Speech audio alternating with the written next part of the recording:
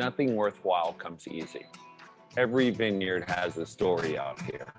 You don't get 50 award-winning wineries without passion, imagination, and hard work. Texas Hill Country is Texas wine country. It's creative, dynamic, welcoming, and fun. We're not the old guard. But we're not exactly the new kids on the block either.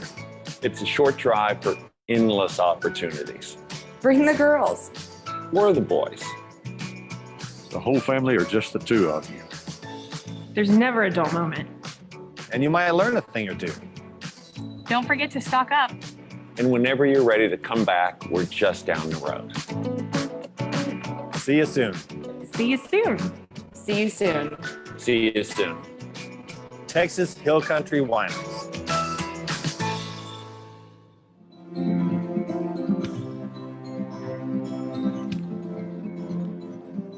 More and more we're seeing people that are coming here specifically for wine, which is pretty exciting for our region, for our industry.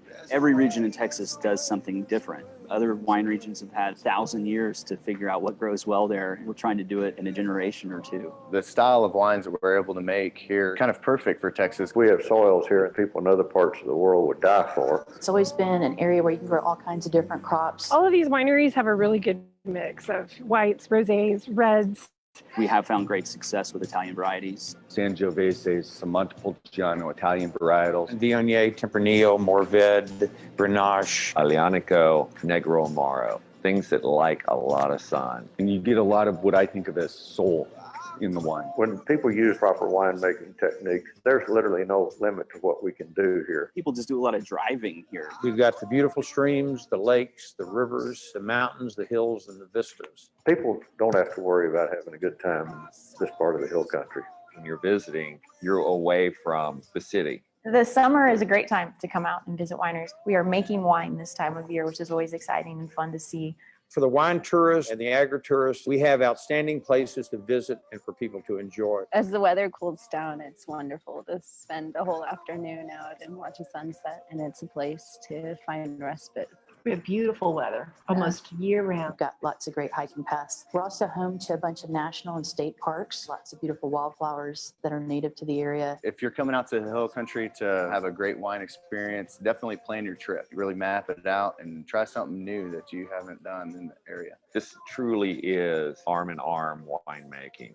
It's just a little slice of heaven over here. We invite you to come see and taste all that the Texas Hill Country has to offer. With over 50 different winery experiences and a world of wines for every palate. Experience and taste the wineries in your backyard. Texas Hill Country is Texas wine country.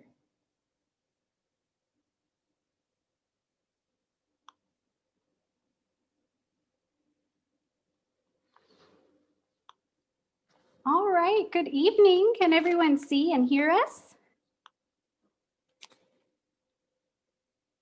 Can y'all, Karen and I can hear Jessica, you. there y'all are. Hi.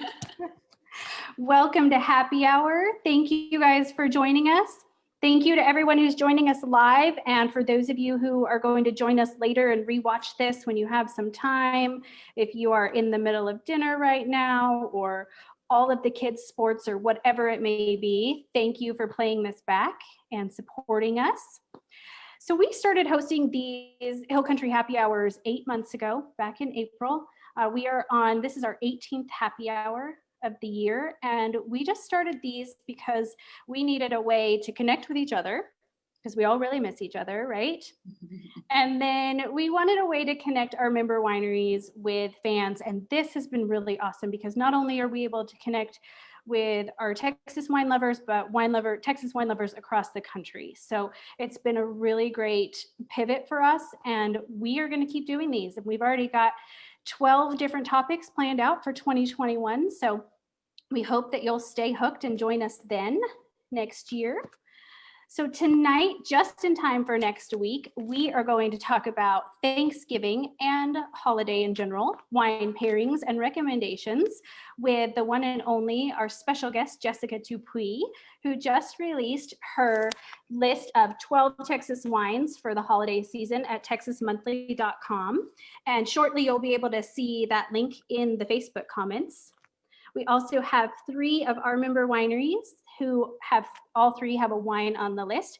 We have Katy Jane and Summer from Farmhouse, and Karen from Messina, and of course Ron from Spicewood, and also Ron Yates, both wineries.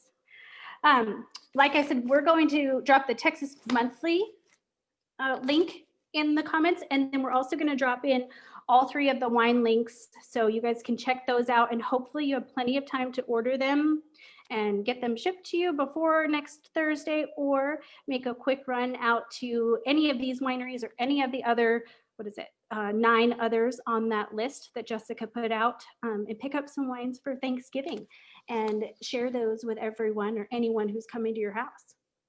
So when we get started, if you have any questions for the panel, please feel free to drop them in the comments, in the Facebook comments, and we'll relay those to the panel throughout the night. And I just want to remind you, this is kind of new. We just started doing this. I think we've only done it twice on the Happy Hour Lives. Pay attention to our conversation tonight, because we will be asking a trivia question at the end. And the first person to drop the correct answer in the Facebook comments will get a complimentary couples ticket to the Christmas wine affair. So please pay attention. And so right now we're just going to jump right in and start talking about Thanksgiving and wine. And usually we kick off by asking the panel what's in their glass. And I'm going to start by asking Jessica, what is in your glass and what are you drinking tonight? Okay, well, I have 4 glasses, so I think I'm ahead of all of you. I'm kidding. I did that because I kind of wanted to be able to taste and smell as you guys are talking about your wines, and I threw a ringer in also. So I'll talk about the one that's not going to be talked about by you guys, which is actually a sparkling wine. This is just the McPherson Cellars Chenin Blanc, the sparkling that he makes. And it happened to be cold. And as I was eating some cheese before we started, I was like, I want a little something bubbly. So I was like, I'll stick to Texas and pop this open. So I don't know if y'all have you guys had it? I mean, it's out there. It's pretty easy to get. And it's just super fun to be able to have some nice sparkling wines in the Texas market right now. I know a lot of people have been doing pet nat. I mean, Spicewood's done some great stuff. Ron Yates has done some great stuff. And then I think I know Messina has as well. I don't know. Farmhouse, have I had something sparkling from you yet? I can't remember. I don't think so. You're on mute, ladies. You're on mute. Okay, Jane, we can't hear you. I can't hear you. Go. Yeah. There you are. There you go. Yay. Random. That would There never you are. be muted. Yes, you have had our Malvasia Bianca, our sparkling. Oh, that's right. Yes, I was like, I'm drawing a blank on the label. Yeah. So this is what's kind of fun. I mean, I feel like when I first started writing about Texas wines, it was hard to find sparkling. And I feel like probably in the past, well, how long, Karen, have you guys been doing? I feel like you guys have kind of had one for a while. But in recent years, I feel like everyone started to bring them on board. So when did you guys start making some sparkling wines? So in terms of Texas sparkling, our first base was 2013 vintage that we did. Yeah. So we started with Blanc de Bois, and then it's changed as we've experimented with different things, to Chenin, to Pinot Blanc, to Pinot Blanc Trebbiano, and then our rosé has been a number of different things. But we'll make our first 100% Pinot rosé. Actually, it's already in tirage, but it'll come out next year. Oh, that's great. Good to know. You heard it here first. That's awesome. Fun fact is the McPherson Chenin that she's talking about and you're talking about is the Leopard Texas. It's a Texas High Plains Leopard vineyard. So you can have different styles, same grower. Both of you got, okay, cool. Yeah. Well. So Jessica, what part of Thanksgiving Day, because I think the whole day is okay to open all the wines. So what part of Thanksgiving Day do you recommend opening this sparkling or any sparkling? Right. So, I mean, first of all, it's probably worth mentioning this is going to be a weird year, right? Like we have a very, very, very small gathering. I've got 4 people in my family. My mom's going to walk over because she lives at the back of our property. So that's it. but with that in mind, we're still going to open some wines because we have them. So I do like to start with sparkling. We'll probably do some cheese and charcuterie and things like that. And while I'm cooking, that's just kind of a nice peppy thing to be drinking. And so the question was, when do I start? Gosh. Yeah. I'm pretty boring. I don't start You too don't have early. to throw that out. I like to be. I think with the cooking is perfect. Yes. Yeah, For sparkling cooking, for when you're cooking and prepping and appetizers. That's I mean, we're not looking for an exact time, like 9 a.m. It's fine. Yeah, I mean, yeah, it would be a lot, but yes. So that's kind of it. I like to be able to sip and taste throughout the day, and again, because I mean, for my job, like I'm tasting a lot of different things. So I'm one of those, and same with like food reviews and stuff that I do. It's like, I'll taste everything. It doesn't mean I'm going to eat everything or drink it all. But it makes it more fun, I think, to be able to taste a lot of different things. So. Yeah. And I heard your live earlier today with Shelly on your Instagram, and you guys were talking about opening a number of different wines, but using what I think she mentioned, the Corvin to make sure that you could taste a little bit of each and then be able to keep it. So I think that's probably really smart for those of us who are going to have smaller Thanksgiving. Yes. Yeah. I mean, I'll have enough that I'll go ahead and open them. But I mean, the Corvin has been a savior, especially during this time of COVID, when it's like, I'm not having a lot of people over anymore. Not like we used to, you know what I mean? And so, but I still want to be able to enjoy some wines. And I think that Corvin just kind of gives you that versatility and the ability to kind of enjoy something for a long time. In fact, one of the wines we'll talk about tonight, Ron's, I think I've Corvined it like 4 times because I've talked about it at different times. I'm like, oh, I'll just have another glass of that. It's like the bottle that just keeps going. Well, actually, Jessica, I'm going to let you take it from here to talk about each of these wines with Karen and Ron and Katie Jane and Summer, and talk about why you chose these wines for your list, and then kind of go back and forth with them and get some more details on those for everyone. So I'm going to let you go ahead and jump right in for that. Yeah, absolutely. So anytime you approach a list like this, it's a little daunting because, as opposed to previous lists I might do that are more like just evaluating wine and trying to tell you what's good and what's not good, or I usually don't talk about what's not good. I just tell you what's good. This is something that, you really are trying to put together with specific foods, and as I started to write it, I actually quickly emailed my editor as I started to get through some of these, and I was like, I'll tell you what, instead of just Thanksgiving, let's go ahead and call it holiday wines, because some of these are versatile enough that or some of them actually make me want to have some red meat, and that's just not what we usually have at the Thanksgiving table. So I'm going to break some rules and put them in there anyway. So it is holiday wines, but we've got it out in time for Thanksgiving. And actually one of the wines that we'll talk about tonight is our first one, because I think that, it's a white wine that some people in like the wine professional world, whatever, might say like, oh, that's not exactly the style of white wine I would have put with like a heavy Thanksgiving meal, right? But for me, it was important to include one, because if you don't have sparkling to start with, this is a great starter wine. But I also think that people are a little more versatile with their Thanksgiving meals. And so they might be serving grilled shrimp or something like that, or lighter salads and things like that around the table. And this wine kind of like hits those notes for me. Plus, I like to make sure that there's a little something for everyone. And so for those people that aren't into the heavier, more broader, more medium palate white wines, this is one that I think is just really beautiful. So the one I'm talking about, hold on, I've got the bottle, is the Bonaringo Family Wines Heritage Select White Wine. And this is a blend of Pinot Grigio, mainly Pinot Grigio. I'll let Karen get into the details in a second, and Trebbiano. And this is a new label for Messina Hoff. So I'm excited to hear a little bit more about like why you chose to do that. But then also, I like this wine because it's a super crisp, light-bodied wine. It has nice, subtle nuances from aromas to flavor all the way to the finish. but it's got some nice acidity to it and minerality. And for me, this is the kind of wine that, you know, I have plenty of friends that are like, I'm so done with Chardonnay. I don't want the big white wine, you know? And I'm like, this wine is a friendly wine. It's going to make people happy that don't want to go too hard on too hard and heavy with their wines. It's going to go with the lighter dishes. But also, I mean, who are we kidding? Like, I would totally drink this with turkey as well, and dressing and all the other stuff. Which, by the way, how many of y'all call it dressing versus stuffing? Raise your hand if it's dressing to you. Stuffing.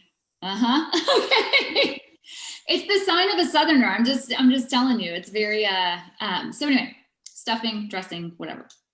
So Karen, tell me about this wine. Like, first of all, the label, because this is a departure from what most people are used to seeing in terms of Messina Hoff.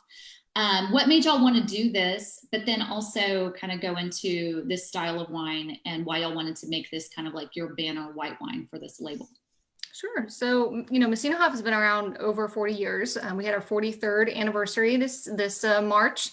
And so we've been around a long time, but we've actually never done a wine with our name on it.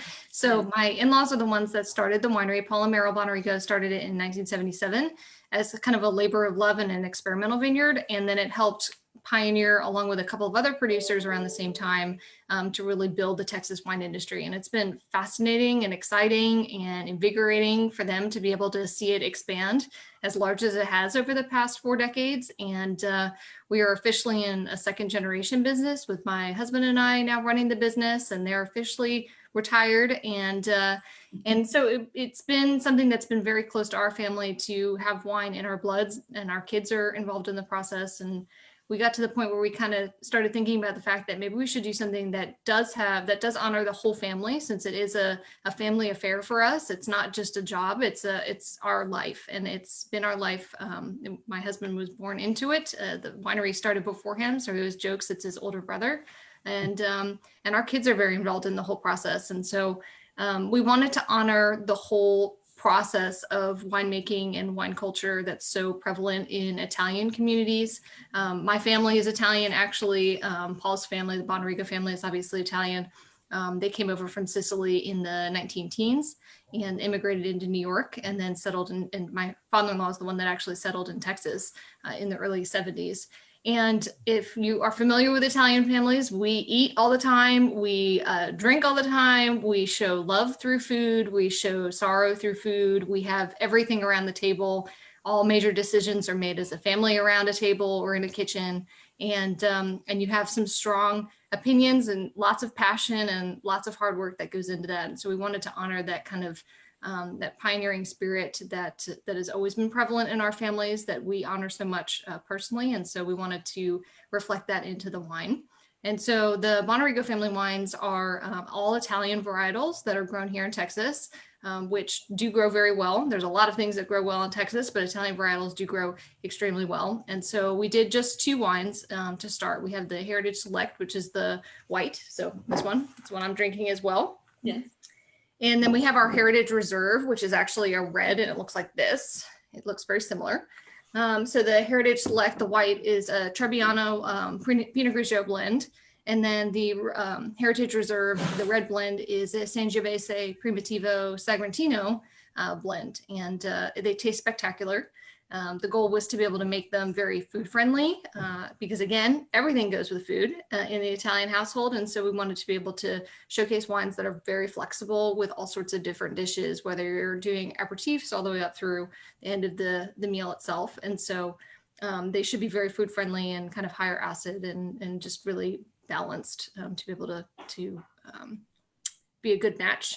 The other thing that we wanted to make sure we did was honor everyone in the family in the process. And so everyone knows also in an Italian household that strong matriarchs are critical. And so we got a chance to play a little bit more in the cellar, Meryl and I, than we normally do to be able to produce these. So that was very fun. That is super fun. And I love that, like, you guys are showcasing these Italian varieties that, I mean, honestly, by now, I mean, these are varieties that we have kind of proven, if you will. And this is not in the actual wine we're tasting now, but you said Sagrantino. Mm-hmm. So is this true that you guys are like the only people that have Sagrantino planted in like the US? Tell me about this, like the US or the state, or what's the delineation here? So we're no longer the only one in the state, and we're not the only one in the U.S. We are the largest producer, however, in Texas, and the largest producer in the U.S. of Sagrantino. So Sagrantino is a really tannic, super rich Italian varietal that hails from Umbria in central Italy. And my father-in-law fell in love with it when they went to visit Italy, and they kind of decided that they would see if they could get some in the US, and there wasn't any in any of the certified nurseries at the time. And so he kind of put a bug in their ear to say, if you have any, let me know. And sure enough, he got a call about 6 months later from one of the nurseries that swore that they had Primitivo, but they did DNA testing at the end of cleaning up the stock, and they determined that, surprise, they had Sagrantino that they had worked through the whole process. And so as soon as they were able to certify it, then we picked up everything they had. And then we started doing experimental plantings with some of our longstanding growers up in the high plains. And then we have an experimental plot of Sagrantino actually at the estate in Bryan as well. It's in my in-laws' front yard, which is where the main vineyard plots are, Vineyard 1 and 2 at the estate itself. And so we love it. We've been experimenting now with it since 2012 when it went in the ground, and it's done really well in competition and grows really well in the state, and we're glad that we've got a chance to pioneer it. I know there's a couple of other wineries that are starting to try to plant it as well, but we're glad that we're able to carry the flag on that. Yeah, it's really cool. And I mean, I know we're not talking about the Messina Hoff label specifically tonight, but the single variety Sagrantino is really beautiful and worth checking out if y'all can find it. So Karen, thank you for explaining kind of the background on this new venture for you guys. I mean, not new venture, but this departure for you guys. It's exciting. So if it's okay, we lost January for a second, but we didn't. There she is. So I'm going to move over to our next wine. So not that, it's bad to have a wine with good body and flavor and everything else. So I wanted to put two good solid white wines on here. And actually in the list, there's more than that. There's also a couple of other white wines. So, but we're talking about Hill Country. So we're going to talk about these two. The next one is from Farmhouse Vineyards. And I will say, I didn't say this at the beginning, but one of the things I also wanted to do was kind of pick wines that were good conversation starters, like wines that are fun to talk about and kind of maybe provoke a little thought, like, oh, why is this at the table tonight? Not just something that you plonk down and guzzle through. That's for like later in the evening, I guess. But these wines are supposed to be a little more thought-provoking. So first of all, I saw this label and I was like, this is the cutest thing. And I'm never usually like, swayed by labels. So don't all go cutesy because it won't always work on me, but I did love this one. So this is Oh Hey Charlet. This is from Farmhouse Vineyards, and it is Roussanne, which, as I think more and more Texans are becoming more aware of this grape. It's been put out now for a while. It's growing really well in the high plains. And little background on it, it's something that, we've kind of left Italy at this point, and now we're in the Rhone Valley. This is a blending white grape. You predominantly see this blended with other grapes such as Marsanne, Picpoul Blanc, Grenache Blanc, Bourbon Blanc. And it's a beautiful grape that has a lot of heft to it if you let it sit for a while and ripen. But it has also some great acidity, which in Texas is hard to maintain because of our pH levels in the soils and because of the fact that we're pretty hot, as most of you know, right? So what I like about this wine is it's a great alternative for Chardonnay. Not that we can't produce great Chardonnay here in the state of Texas, but it's more challenging to do so, right? We're never going to be Burgundy, right? And so, but we can make some good ones. But I think that when people kind of come to me and say, well, I like my Chardonnay. I like a little bit of texture, Chardonnays that have either been, kind of aged on the lees, barrel fermented, or even aged in oak, something that's just got a lot more to it. I like to kind of point them to Roussanne, and particularly when Roussanne is handled, you can have it that's been, treated completely in stainless steel, or all the way to having it, you know, barrel aged. And I like it because it checks all the boxes that Chardonnay does for a lot of people, but at the same time has its own identity as well. So I'm actually going to pass this off to our friends down at Farmhouse and kind of ask, you know, first of all, how did y'all treat this particular Roussanne when y'all were making it, and why did you want to approach it for this style? Well, thank you. Couple of things. One, the fact that you admitted to liking this label on the internet and it will live in infamy. I've never loved you more. I never loved you more because Tracy Ferguson's brother / my husband / your employer, right? So Summer Brock, everyone, our tasting room manager here in Johnson City at the marketplace. He absolutely hates this label. And he looked at it and said, I can't believe you put a cow on the label. You're going to ruin our brand, right? You're going to ruin the brand. Like, and I have told this story before, like, you learn to pick your battles. I'm not good at it. I normally would have defended it tooth and nail, but I knew that enough women would pick it up and be like, oh, cute. That was the one time I set it up. The one time I just didn't say anything. And so thank you, Jessica Dupuy. Now, I'm not here to start any family wars, so don't you bring me into this. We owe all of this geniusness to Tim Drake, our incredible winemaker. We have 5 acres of Roussanne. It's on our original estate vineyard planted in 2010. And we sell it at this point to 2 vineyards. We sell it to Becker Vineyards and Coleman Cellars. And in negotiating contracts, you know, every time that comes around, sometimes people are like, you know, this is or isn't moving in the marketplace. And you kind of go, oh gosh, maybe they aren't going to take anymore. We might have to start making it. And I love growing it sometimes, mostly hate it. She can be kind of finicky. You have to learn to wait on her. You have to accept the percentage of rot. When you come to accept the percentage of rot in the block and learn her color, the roux, you know, the French, the roux stands for that beautiful translucent red spottage she'll get in the skin. But it's not even about that. It's how the light shines through the skin. And when you can finally learn that is when she is at her most epic. And I think Kim McPherson really helped nail that for us. And when he's never even been a client on the black, but through Parasos Vineyard, we kind of understood and learned that.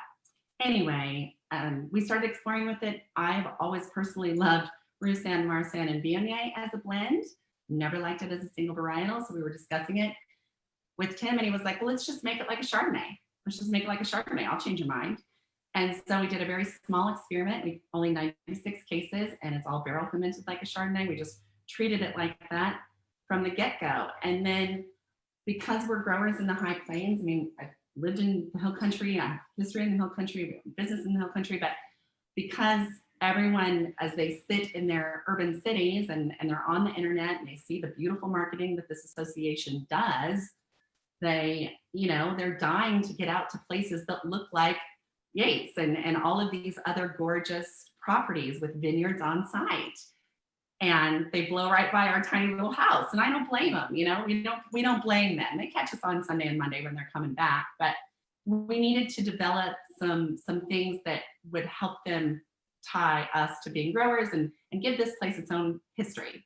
And so part of my used to be job was telling the beginning stories of how the Hill Country began. And part of that is Ed and Susan Aller with Fall Creek, how they got started was going to look for Charolais cattle to improve their herd. And then Susan fell in love with the wineries and started dragging Ed to see them. And so those 2 stories kind of came together, and we did a tribute label and did a play on words of Chardonnay. And that's how it happened. Tracy and I slapped a cow on the label, didn't tell the guys. The first time we've ever put a wine, we make all our decisions together at Farmhouse, believe it or not. And it was the one time we didn't. And it has actually really paid off. But it's done well for us. So it's currently a wine club only wine. It's the next 2 weekends are wine club, but because you were gracious enough to actually choose it, we went ahead and did a special link and release. We love it. I am from the Northwest. We eat a lot of gravy up there. We put gravy on everything. And I like to say that this white wine will hold its own with gravy. And that's all I ever wanted out of a white wine. So it will. I mean, it will, but it also has some good lift to it too. You know, so it's very balanced. And a lot of times when you hit it too much with a lot of different oak treatments, whether that's just barrel fermentation, which doesn't really do that, but really definitely oak aging, then it's like it's all over, in my opinion. So in terms of really being able to maintain that balance, particularly with the kinds of grapes we're able to bring in here, right? So I love it, but come on, I mean, Charolais and Chardonnay sound dangerously similar, and I feel like maybe I am going to start a war here, but I feel like it is a genius way to kind of say, forget the Chardonnay, go with the Charolais. Like, I think it's really good. I think people are gonna like it. I mean, it's the first thing that I thought of. So anyway, kudos to you. I like this wine. And I hope y'all. Can I jump in real fast? I just want to say Katy Jane got to reveal this label about 2 months ago on one of our lives to Susan herself, because they were both on together. Oh, that's so cool. If you go to the videos on the THCW page, you'll be able to go back and look. God, we were talking about special labels and fun labels and fanciful names and different things. And she got to reveal this to Susan, and I'm just gonna tell you, I cried. I think. Did Susan cry? I'm pretty sure Susan cried. We all cried. Susan did not cry, but she was awesome. incredibly gracious. No way. It was so cool. No way. No, she didn't cry. Susan cried secretly. I mean, yeah. Well done for crying. It was beautiful. Ron It was should so tell cool. the story. Ron should totally let out the story of his parents on the plane, because it's a great story. The side note story. You should totally let that go. About crying or? No. Ron has like the other side of the story. Here, I tell my version of the story about in this moment, they set about on a journey that, charted the course of history. And here we all are with our shingle out in the hill country because of a decision that Ed Aller made. Ron has the side note story about a conversation that took place in the same airplane. It's awesome. Take it away, Ron Yates. This is folklore from Ed and Ronnie. I don't know the veracity of the story, but as the story goes, when they were over there checking around, my parents were in Scotland, and back then the only way to fly home was through Paris or London. So they connected back in Paris, and as they were getting on the plane, my father said, "Oh, there's my cousin, Ed Aller." And when they got on the plane, Ed and Susan very quickly went to first class, and my parents went to the back of the plane. And so my dad said to my mom, I'm gonna go say hi to Ed. And he comes back a few minutes later and sits down, and he said, "Ed Aller has lost his mind. He's gonna plant grapes on our ranch." And little did he know that 30 years later, we've been doing the same crazy thing. Jokes on your dad. Cheers to Ronnie. Right? Cheers to that. Yay. Yes. That is that's so cool. I mean, how random that those two people would be, meeting in Paris during that time for those. Yeah, that's pretty good. That's a good story. So Ron, now that we've broken the seal with you, we might as well talk about your wine, huh? So there are a few red wines on this list, and red wines for me, particularly with Thanksgiving, it's hard because by and large, Texans, the majority of them really still like their big, bold red wines. And to be honest, for the kinds of meals that we're talking about during the holidays, you can, especially if it's like heavier stuff, not necessarily for Christmas, but red meats and things like that, stews or whatever, we can handle those big, bold wines. And I like a good big, bold wine as well. But I think the key to the game with this is versatility. And so what I tried to do was find wines that could kind of please multiple palates, especially if, we are having smaller gatherings. We may not be opening as many bottles as usual. And so what can kind of reach people on multiple levels with different complexities, different textures, things like that. So I have been a fan. I feel like right now, the Spicewood tandem is kind of like my jam really for the past few months. I just keep it going every time every time I taste it, it makes me happy because it does, again, kind of check a lot of boxes. It's, hold on, let me make sure. It's not on the label, but Carignan and Syrah. Mourvèdre. It's Mourvèdre. I'm sorry, because it's the 20, I've got the 2017, which. The 16 was Carignan and Syrah. Okay. The 17 is Carignan and Mourvèdre. Carignan, thank you. Okay, so tell us about this wine. So we're still in the Rhone. We are, we're talking about blending grapes that, you know, everyone probably in terms of the Texas wine drinkers, wine enthusiasts, we've heard now Syrah, we've heard Grenache. We're definitely hearing a lot about Mourvèdre. Carignan and Cinsault are kind of taking on as well a little bit of an identity in terms of single variety wines. But, oh, and I should mention Counoise. We'll talk about that in a second. But for the most part, these are blending grapes. We mentioned Châteauneuf-du-Pape earlier, I believe. And the thing about Châteauneuf-du-Pape is you can have over like 13 or up to 13 different varieties in one blend, red blend. And that tells you a lot about how the French aren't fickle necessarily, and they aren't whimsical. Don't look at me like that. They've had centuries to realize that you've got to like take your strengths and take your weaknesses and find a way to like make them all work out together. And so they've done that with these blending grapes. But so we've got Carignan and Mourvèdre for this one. I chose it for this list because I like that it does a lot of things. It's not too heavy, but it definitely has some really nice complexity and structure to it. It has red fruits, it has earth, it has great spice. But at the same time, it just kind of is a friendly wine on the palate as well. So I think that this is a wine that you could bring to any table, and people they'll start talking about it. They'll be like, where did this come from? What is this? You know? So tell me, Ron, I love this story about why you call it tandem. Tell me about this blend and why it changes from year to year or vintage to vintage. Yeah, tell me why you do it. Well, before I say that, I just want to say, before I talk about it, I want to say it's a real honor to be on this call with 6 beautiful Texas wine ladies. Look at all of them. Amazing, honored, amazing folks. So thank y'all for having me. No, this blend kind of spawned out of a few years of we make Tempranillo. It's what we do. It's what I came back to Texas to make wine for. But we started seeing some of our counterparts. We started seeing Chris making these beautiful Mourvèdres. We started seeing a little bit of Grenache from certain places. I love Carignan. I love the Spanish Carignan, not the French Carignan, but it's okay. We can drink both of them. But we just found this love, and we source Grenache, Carignan, Mourvèdre, and Syrah every year. We grow Syrah, we grow Carignan, we source the other two. We source some beautiful Grenache from Katy Jane and those wonderful people at Farmhouse. Thank you. It's just one of my favorite grapes, and we have in our struggle to make these beautiful Tempranillos, we really enjoyed a lot of the Rhone varieties that everybody else was making. And so Todd and I Todd, our winemaker, decided we were going to do a Rhone blend. And we already source these 4 grapes every year. We agree on everything we do when it comes to Iberian Peninsula grapes, like no questions. Our thoughts are the same. We started putting this blend together, and it was like, no, I like the Grenache and the Carignan. Well, I like the Syrah and the Mourvèdre.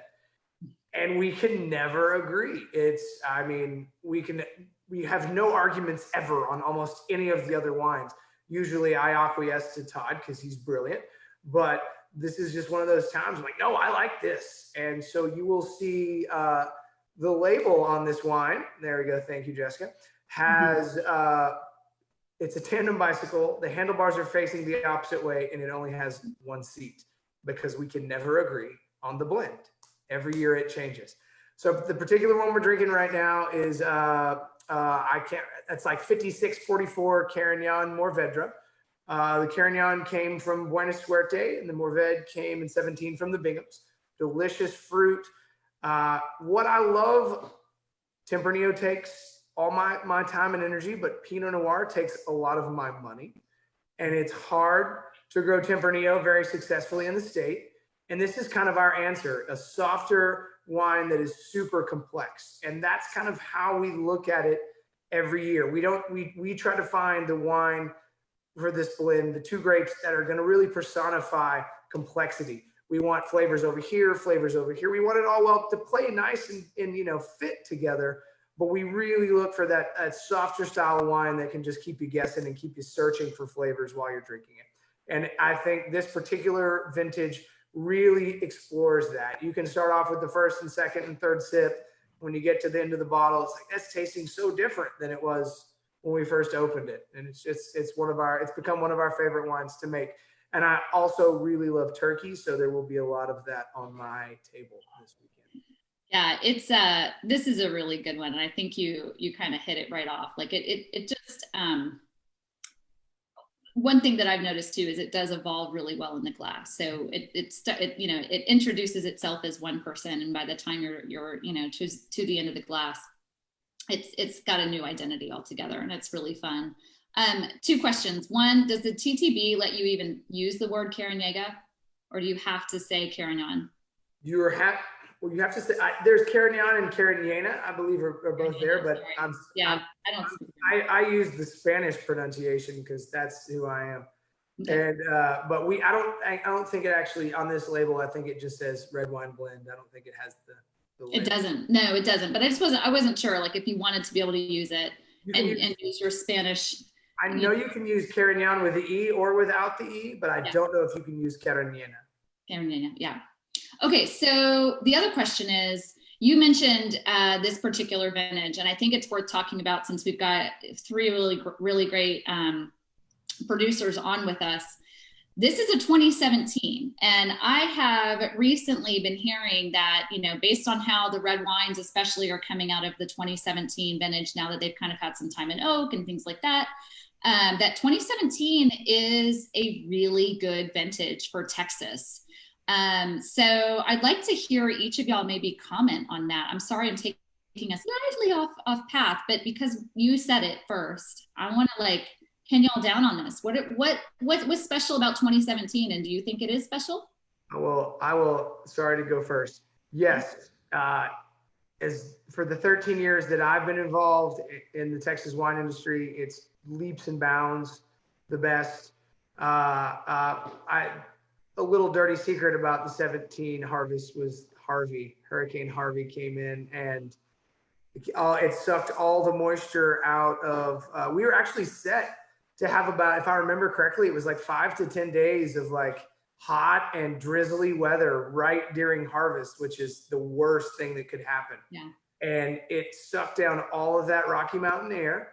And I will never forget this as long as I live. And Katy Jane is actually on the call, so it's really fun. We were picking Sangiovese at her vineyard. It was September 6th. It was 84 degrees. And we also at Ron Yates make a little bit of Pinot Noir from Sonoma County. We were picking Pinot Noir in Sonoma County that day, and it was 112.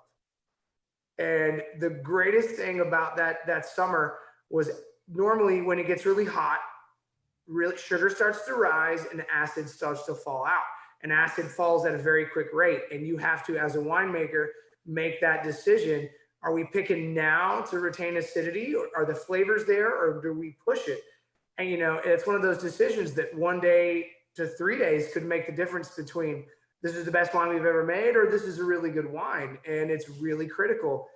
And as the sugar kept rising, we were checking bricks every day, and the sugar kept rising, and the acidity, the acid just held. And so you do see a whole lot of, at least from our portfolio, higher alcohol wines, and with just incredible acidity. They just make your mouth water. I mean, I will venture to say some of the old timers might argue with me, but as far as recorded history goes that I'm aware of, 2017 was the best in the history of Texas. Wow. Okay. Big claim. Ladies? Buy it up right now. I can't speak to all of the years per se. I'd have to phone a friend for that one. But I will say that 17 was a phenomenal year. I mean, Harvey did create a weird weather pattern that obviously no one was expecting. We actually picked our Hill Country vineyard. We grow Lenoir there for a special port. It's a traditional style port. And we picked that the weekend of Hurricane Harvey. So for 3 days, we hand harvested a head train vineyard with headlamps in a monsoon while we were going through all of that. And it was one of the best ports we ever did. I mean, because the clusters before all of that happened were massive, and we knew we had to get them off the vine immediately. But that was kind of similar to the whole year or the whole harvest itself. And quantity was already very large. And then with the weather pattern, you had this really interesting extraction opportunity at the end. And it was a pleasant surprise after having a few years of kind of smaller harvests. And I don't think anyone was really expecting that to start a tradition of massive harvests that we then had for 18 and then 19 as well. So, but it was nice for everybody to really get a win in the column, and the wines are spectacular. We have some beautiful 17s that came out and that we're loving. They're going to lay down for years. This is really cool. I think it's great. All right, Katie Jane, do y'all have any? Oh, I will just echo what they say. I mean, Farmhouse is really blessed to sell fruit to the top 20 wineries in Texas. And I can tell you that that sentiment is carried across the board, that we will be chasing the 17 vintage for the rest of our lives, period. I mean, that's, you just. Everybody buy. I love hearing Karen say that we are laying those wines down, because for so long in Texas, that is just a hill that I will die on. Like, can we please age these wines, and we're getting to a place now where we can. And I had an incredible conversation with January's dad yesterday, Mark Gendron, owner winemaker of Jan Chris, started over the Paso Robles wine region in many fashions. I'm going to tell this story. Beat Gavin Newsom, owner of Pump Jack and wine tasting twice. Take that.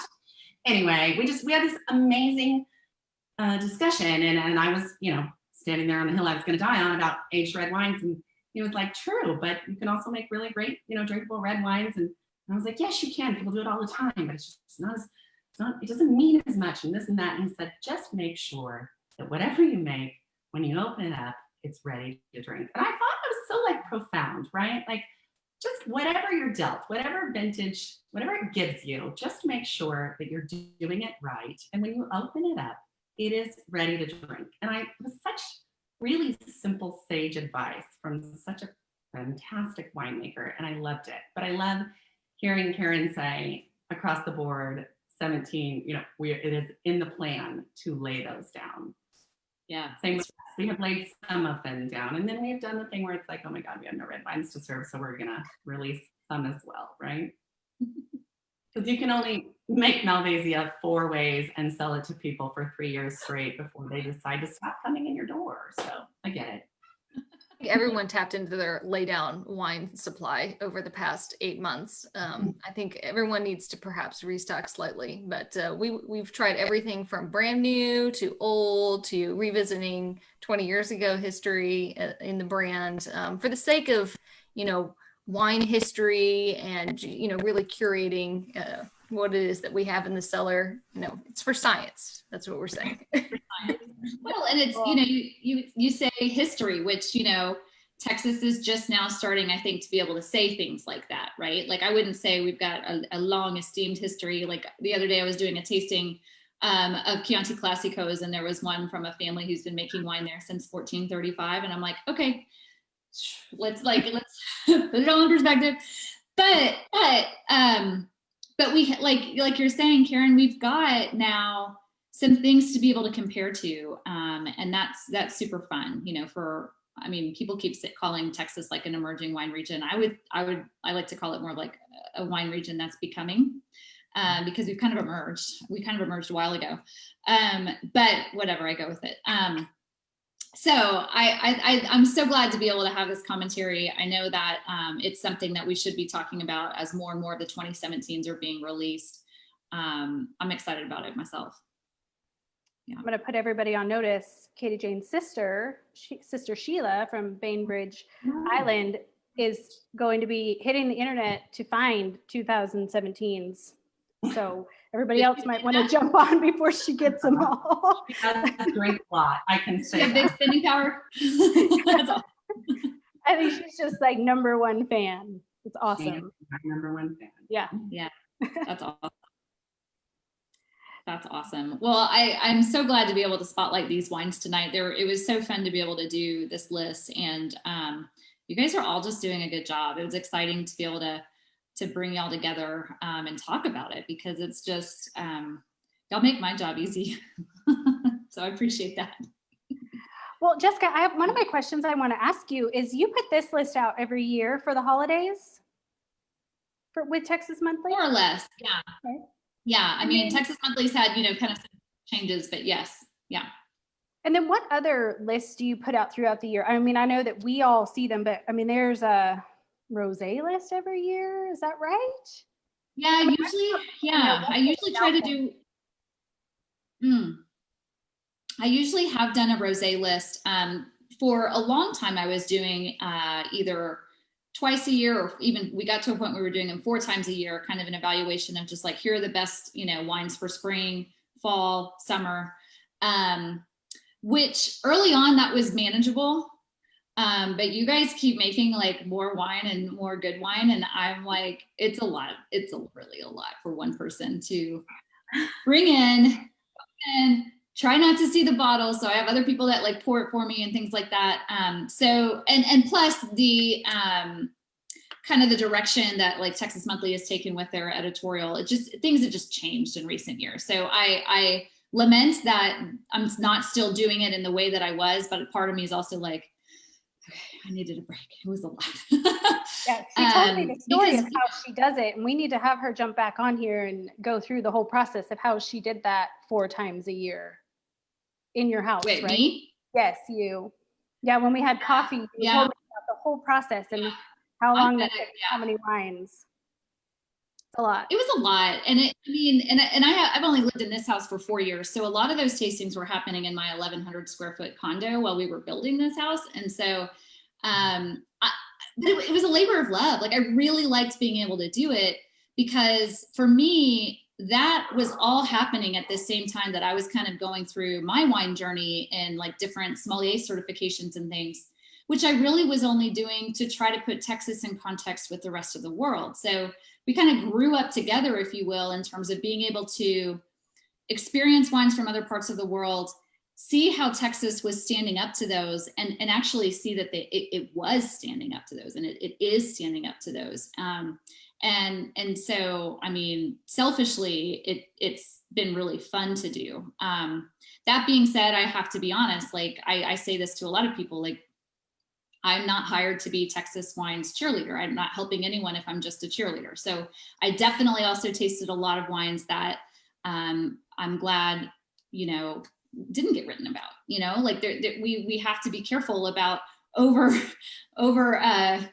doing the rah dance. Like we got to be careful. And, Ron will tell you, like, I love being honest. And so I've told him before, like, this is good. You can do better, and I don't mean to pick on you, Ron, but I appreciate, and I think he's talked about how he appreciates that there can be an honest conversation in that, because then it does push people to be better.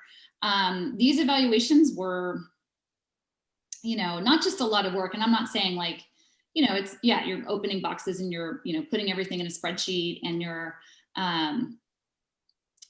trying to organize them in such a way that you're tasting things in an appropriate way, like lighter reds, heavier reds. Are we going to do it this year or this time by variety? Do we have enough in here that we could do a whole variety tasting? So it would always evolve depending on what was submitted.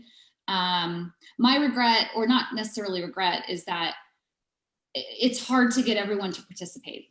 And so I would push out calls as much as I could. Hey, everybody, send your stuff. Everyone here did a great job. So yay for you for sending me things. But especially for the new up and comers, it's hard to catch everyone. And everyone's kind of like, I don't know if I want my wine to be evaluated if it's not going to make the list. I'm like, well, I mean. Let's be clear, Jessica, we all know that you are heftily paid by your favorites, and that there is no way that this is their process. Make better wine. That you take cash under the table. Like, yeah. I make the big bucks. I'll tell you. What I'm trying to politely get at is that no matter how many times you email this industry and give them the opportunity to send their things in on time, There's no way the list stays updated. There's no way everybody reads it and sees it. And there is no way the wines come in on time. It's hard. It's hard on everybody's part, you know. So that's not me saying like shame on people. It's more just me saying like it's hard to catch everything in the net, right?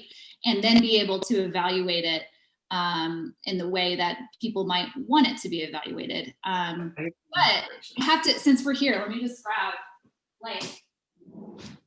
You guys, while she's doing that, I am a total jerk and completely forgot at the very beginning when we got started and I don't know where she is for everybody else, but Kate LaFleur is our new communications coordinator with Texas Hill Country Wineries. She started with us the end of October.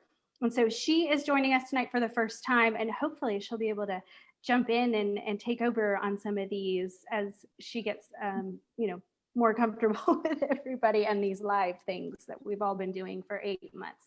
So welcome, Kate. If you guys are emailing or chatting or anything, she is the one handling all of that right now. So welcome to the team. Yeah, welcome. Thank you. I won't stay on the tangent. I just wanted to say, like, I like keep these as like mementos. This is just half of them. I just grabbed a handful, but these are every evaluation I've done. Notes and highlights and all sorts of stuff. Because it matters to me that every wine gets tasted and every wine gets evaluated. And so over those years, it was fun to be able to have some people say like, okay, well, hey, can you let me know how this wine did? It didn't make the list, and be like, okay, sure. Let me look back through my notes. Here's what we have. Here's what I said. And a lot of people took advantage of that, like in a good way, like said, okay, great. She'll tell me how it did or how it didn't do. So anyway, I've always tried to keep that kind of an open conversation. But important to know too, it's my palate. I mean, I always do taste with other people, other wine professionals, especially have other wine professionals pour the wines for me, because I definitely recognize the tops of bottles. I mean, who doesn't know exactly what a Kim McPherson bottle is the second you see it, right? So me not seeing the bottles was really important, because I don't want I know everybody thinks I'm being paid for my favorites, but I really don't want the opportunity for favorites to creep in. I love being able to discover like, hey, I wasn't expecting that, or hey, this is a new person, I've never even heard of these guys, or things like that. It's always really fun. Yeah. Well, and I want to point out, I mean, we're talking to 3 of our THCW member wineries, but if you look at the list of 12, I mean, they're from across the state. You've got a couple of really great new breakout wines. I mean, I think that's what I could call the breakout wines. Share Me, French Connection. And I see a couple of trends that I noted. I mean, the Counoise. Did I get it, Katy Jane? Counoise. Yeah. I said it wrong yesterday. 3 of your reds have that. You've got 2 with Cinsault, Carignan. Like, it's just a bunch of different varietals that I think, people who are just getting into this are going to look at and be like, what? That sounds really interesting. And then from all of these different producers and different options, it's a great list. And so I hope that people will check it out and, look at those different wines that you can share on your Thanksgiving table. Yeah. I hope so. I hope people enjoy it. I mean, and this wasn't an evaluation in the way I used to do it. These are wines that I've kind of tasted throughout the year. And as I'm thinking about the holidays, I'm like, ooh, that's one I need to revisit. Or some of them are actually pretty fairly new too. But I'm always keeping a list. It's like Santa Claus, like, ooh, don't forget that one, or, things like that. So as we're talking about getting these for next week, I want to check in with Karen and Ron and Katy Jane and Summer and find out what your hours look like next week. If anybody is able to, jump in and visit you guys before Thursday, or even come for Black Friday and that whole busy weekend, and how quickly, if they can't come visit you, what that shipping looks like, if they can possibly order those and get those. So Ron, what's happening with you guys next week? We are open every day at both wineries other than Thursday from 11 to 6. I would imagine if you want some Thanksgiving deliveries, Monday is probably the last day to make that happen for sure. We can try our best on Tuesday, but Monday is probably the best. Katy Jane and Summer, what's the next week look like for y'all? So here in Johnson City, of course, that Thursday we're closed, but Fridays and Saturdays, 11 to 7. And we're always online. You can always get it shipped online. We're always online. I agree with Ron. All of our shipping, most of it comes out of the High Plains. So Monday is your best bet. We have a Thanksgiving bundle. We did a special link for Ojai Charlet, but we have a Thanksgiving bundle too that is 3 wines. And then we have another holiday duo that we'll offer for a limited time during Thanksgiving and then at Christmas. And it's a snapshot of our smoke and mirrors and its counterpart of Syrah. So Petite Syrah and Syrah. And that is a very, they say, deep cut on an album. It's a very deep cellar cut.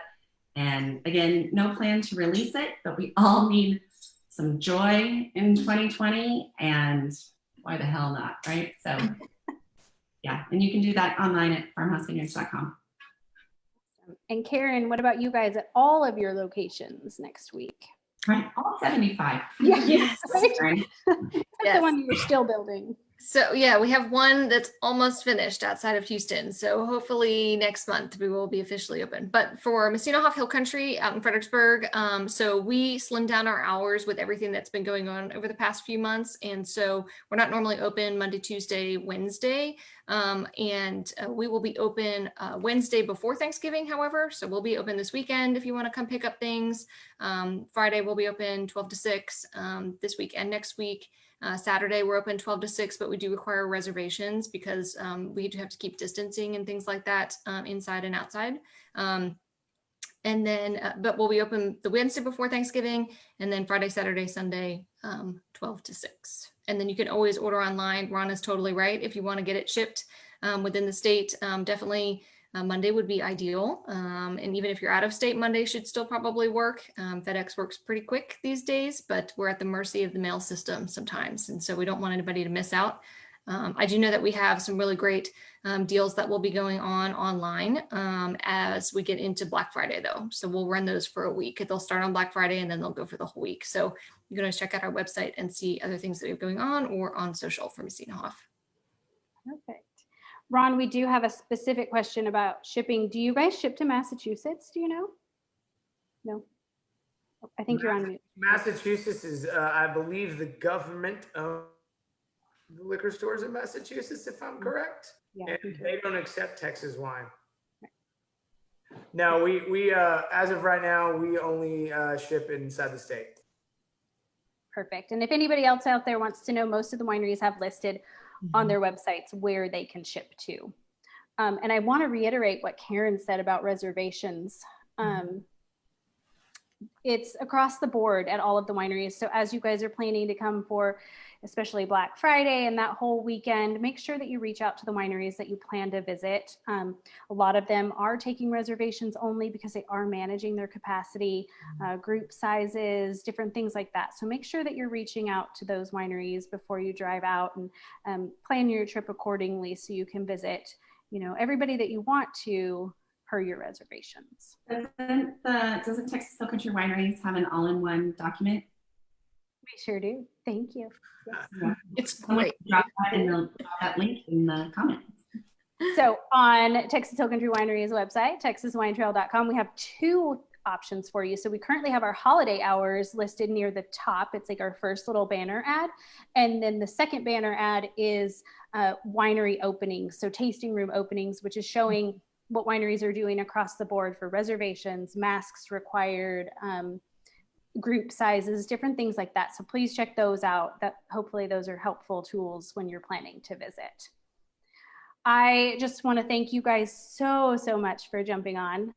Thanksgiving is my most favorite holiday of the year. I love all the food and all the wines and the parade, which we're not going to get to see this year. We'll probably watch reruns in our house and the dog show. Anybody else? I love the dog show. Yes? Yes, love it. Yeah, so we're going to do all of those things and try to make this as normal as we can in a more relaxed way. And I hope that you guys are as well. Please jump on that Texas Monthly list. Jessica, thank you so much for all of your hard work for all of us across the state. And I don't think that you love this, but being a champion for all of our wines. So we appreciate it. Oh, you're on mute. I'm a champion. I'm just not a cheerleader. Okay. There we go. We're gonna go with that. So no pom-poms. No pom-poms. We appreciate everything you do for us. Thank you so much. We hope that you guys will join us back here in December. We're going to talk sparklings, which I'm so excited about. Maybe we can all wear sequins. I don't know. Yeah, sequins, champagne glasses. Ron's in, totally in. So we'll talk sparklings for New Year's and Christmas and all of the fun things. We are going to close by asking our trivia question. So anybody who's watching, if you were joining us at the beginning and were paying attention, the first correct answer in the Facebook comments wins a couple's ticket to the Christmas Wine Affair. And our question is, what wine is Jessica Dupuy drinking tonight? It's really pretty. It's a beautiful glass. We'll give you guys a few minutes, but thank you all again. Like I said, don't forget to check out those social pages of all of the wineries, make your reservations, check out our links on the website, and go get those wines for Thanksgiving. Happy Thanksgiving, y'all. Happy Thanksgiving. Thanksgiving. Cheers. Thank you all so much, and we will see you in December. All right.